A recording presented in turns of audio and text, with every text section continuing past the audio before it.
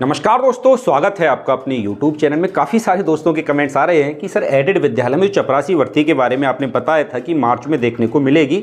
अभी तो मार्च निकल गया, अप्रैल आ गई और लगभग आधा अप्रैल भी निकला जा रहा है। वैकेंसी का तो कहीं अता पता नहीं है, बहुत दूर दूर तक।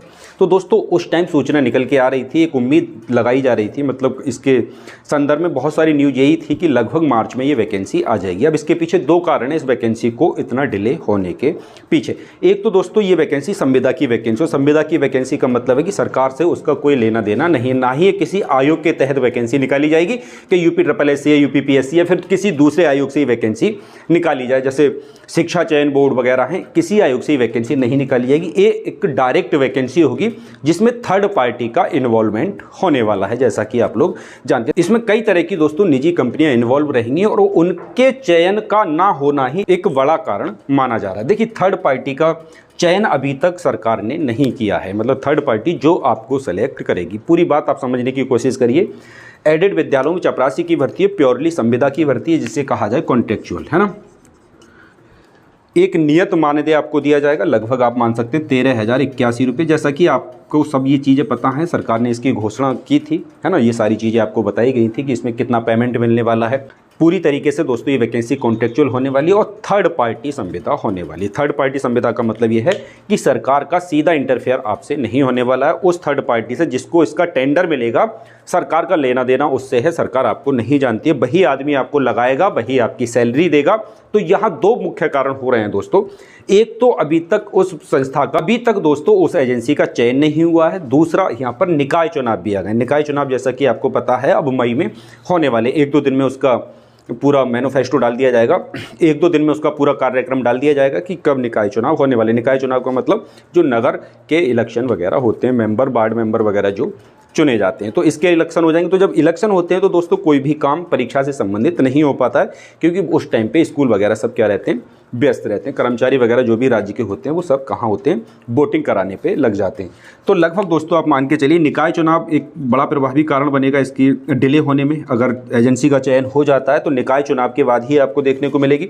सबसे पहले तो जब एजेंसी का चयन होगा, एजेंसी का जब चयन होगा तो एजेंसी क्या करेगी, फॉर्म निकालेगी, है ना। फिर आप फॉर्म भरेंगे। पहले तो निकाय चुनाव तो एक बाद की बात हो जाएगी यहाँ पर, पहले तो एजेंसी का चयन हो जाए। और एजेंसी का चयन होगा तो एजेंसी पहले फॉर्म तो निकाले, है ना। पहले फॉर्म निकाल दे, फिर फॉर्म भरे जाएंगे। इसी में कम से कम 1 से 1.5 महीना चला जाएगा। 1 महीने तो डेट मिलेगी आपको फॉर्म डालने की। निकाय चुनाव तो जब तक होके निपट भी जाएगा। तो सबसे पहले एजेंसी का चयन होना दोस्तों बहुत ज़्यादा जरूरी है। सरकार को इसे जल्दी करना चाहिए। अब देखिए 2024 का इलेक्शन भी आ रहा है, लोकसभा का 2024 वाला इलेक्शन भी आ रहा है, जिसमें सांसद चुने जाने हैं। तो सरकार हालांकि ये इलेक्शन एक सेंट्रल गवर्नमेंट के लिए है, लेकिन उत्तर प्रदेश इसमें एक बड़ा रोल निभाता है और उत्तर प्रदेश में ठीक ठाक सीटें सांसदों की होती हैं। तो सरकार यहाँ चाहेगी कि ज़्यादा से ज़्यादा रोजगार लोगों को दिया जाए।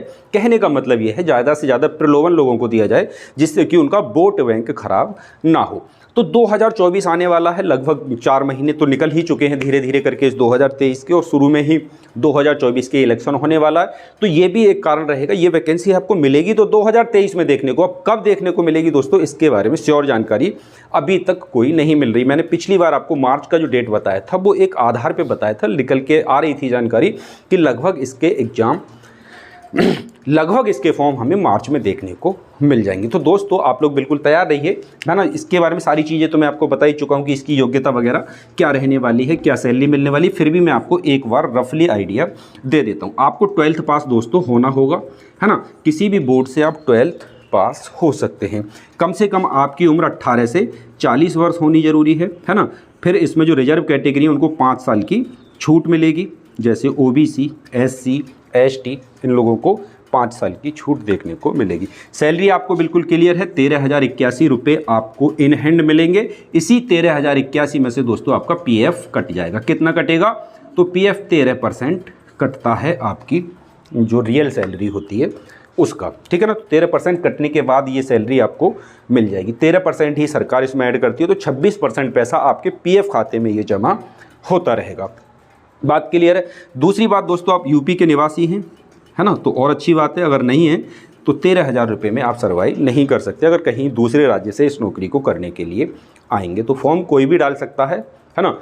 पूरे भारत के लिए वैकेंसी निकाली जाती है। तो उत्तर प्रदेश के जो लोकल लोग हैं, मतलब जो 13,000 रुपये में सर्वाइव कर सकते हैं, उन लोगों के लिए एक वैकेंसी है। इसका चयन का आधार दोस्तों मेरिट बेस पर हो सकता है, मेरिट बेस पर हो सकता है, ठीक है ना।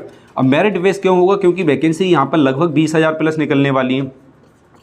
20,000 प्लस वैकेंसी निकलेंगी तो दोस्तों इनकी परीक्षा तो कंडक्ट कराई नहीं जाएगी, क्योंकि संविदा की जो वैकेंसी निकलती है उनकी परीक्षा कभी कंडक्ट नहीं कराई जाती है ना। हाँ, बस इतना आपने सुना होगा, CHO वगैरह की जो वैकेंसी निकलती है, CHO मतलब जो NHM के तहत vacancy, national health organisation, national health mission के तहत जो वैकेंसी निकलती है इनके लिए परीक्षा कंडक्ट कराई जाती है। तो लेकिन ये 5 साल के लिए होती है, ये संविदा क्या होती है, 5 साल के लिए होती है। 5 साल के बाद जो CHO वाले जो नर्सिंग वगैरह में महिलाएं लगती हैं, ये 5 साल के बाद परमानेंट हो जाते हैं लोग, इसलिए इसका एग्जाम कराया जाता है। ये वाली वैकेंसी इस वाली वैकेंसी से बिल्कुल अलग रहने वाली। हो सकता है कि कुछ लंबे समय के बाद कोई सरकार आए वो इन लोगों को परमानेंट कर दे, लेकिन आपको ये मौका छोड़ना नहीं है। तो मैंने लगभग आपको सारी बातें पहले भी बता दी हैं, और वैकेंसी अभी तक क्यों देखने को नहीं मिली है, तो दोस्तों एजेंसी का चयन अभी तक नहीं हुआ है, ठीक है ना।